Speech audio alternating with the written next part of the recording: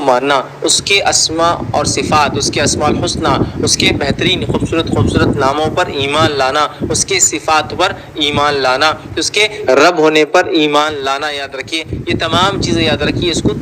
توحید کہتے ہیں، یاد رکھیے۔ اب میں اکیڈمیکلی نہیں جا رہا ہوں ان چیزوں کے اندر، بس ایک رفلی ایک چیزوں کو موٹے موٹے انداز سے سمجھانے کی کوشش کر رہا ہوں، ٹھیک ہے؟ تو یہ ہوتا ہے توحید، مطلب ایک اللہ کو ماننا اور سب کچھ اسی کی طرف سے ہے، اس چیز کو ماننا اسی نے پیدا کیا، وہی موت دینے والا ہے، وہی رزق دینے والا ہے، وہی اولاد دینے والا ہے، مشکل کشا وہی ہے، داتا وہی ہے، گنج بخش وہی ہے، حاجت روائی وہی کرتا ہے، دستگیری وہی کرتا ہے، یہ تمام چیزوں پہ ہم کو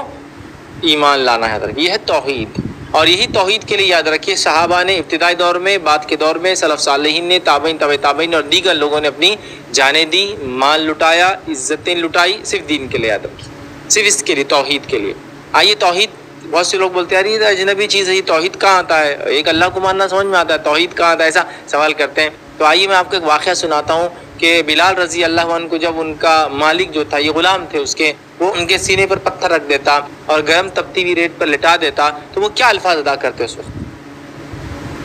سیرت کی کتابوں میں آتا ہے، وہ کہتے احد احد، میں ان 360 کو نہیں مانتا ہوں مشرکوں جو تم نے بت بنا لیے، احد میں ایک کو مانتا ہوں، اور وہ احد سے ہی توحید لفظ آتا ہے، سمجھے آپ بات؟ تو توحید کوئی نئی چیز نہیں ہے، یہ الگ بات ہے کہ ہم کو اس کا علم نہیں،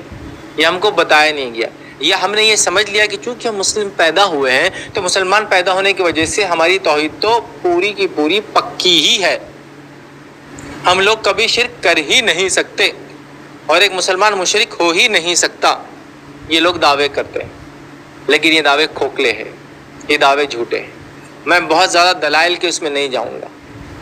ٹھیک ہے، دلائل کے اس میں نہیں جاؤں گا، بس ایک دو باتیں سوال کرتا ہوں۔ کیا اللہ رب العزت کے لیے ایک عمل کرنے والے کے لیے 2 اجر ہو سکتے ہیں، یا ایک ہی عمل کرنے والے کے لیے 2 صلہ ہو سکتا ہے، یا ایک ہی کام کرنے والے کے لیے 2 معاملات ہو سکتے ہیں، یا ایک ہی گناہ کرنے والے کے لیے 2 اصول یا 2 طریقے ہو سکتے ہیں کہ اس کو یہ سزا دو چونکہ یہ مسلمان ہے اور یہ مشرک ہے اس کو یہ سزا دو؟ نہیں، اللہ رب العزت کے پاس کسی ایک عمل کو کرنے کی بنیاد پر ایک ہی جزا ہے، تو پھر ایک ہی سزا ہے۔ تو اگر مشرکین مکہ کوئی عمل کرے جس کے نتیجے میں وہ جہنم ہو اور وہ مشرک کہلائے، تو ظاہر سی بات ہے وہی عمل کو مسلم کرے تو بھی وہ ایسے ہی ہوں گا۔ ایسا ہو نہیں سکتا کہ نہیں مشرکین مکہ کے لیے تھا کہ بت پرستی نہیں کرنا، ہم لوگ بت پرستی کر سکتے ہیں۔ وہ ابراہیم علیہ السلام کی قوم کے لیے تھا کہ ستاروں میں یہ سمجھنا کہ کچھ تاثیر ہے، ہمارے لیے مسئلہ نہیں، ہم وہ تاثیر کو سمجھ سکتے ہیں۔ وہ فلاں قوم کے لیے تھا فلاں چیز سے کرنا، ہم لوگوں کے لیے وہ چیز نہیں ہے، سمجھ رہے آپ؟ وہ فلاں قوم کے لیے ناپتول میں کمی بیشی کرنے سے عذاب آیا، وہ ہمارے لیے مسئلہ نہیں، ہم لوگ ناپتول میں کر سکتے کیونکہ ہم مسلمان ہیں نا، وہ لوگ کافر تھے اس لیے ان پر عذاب آیا۔ نہیں، وہ قوم کے لیے تھا کہ فلاں عمل کرے جنسی اعتبار سے تو وہ گناہ کا عمل تھا، ہم لوگوں کے اعتبار سے حلال عمل ہم کر سکتے ہیں، ایسا نہیں ہو سکتا۔ تو رب العزت نے جب کسی قوم نے گناہ کیا تو اس کو عذاب دیا، تو وہی گناہ اگر ہم کریں گے تو قادر ہے کہ ہم کو وہی سزا دے۔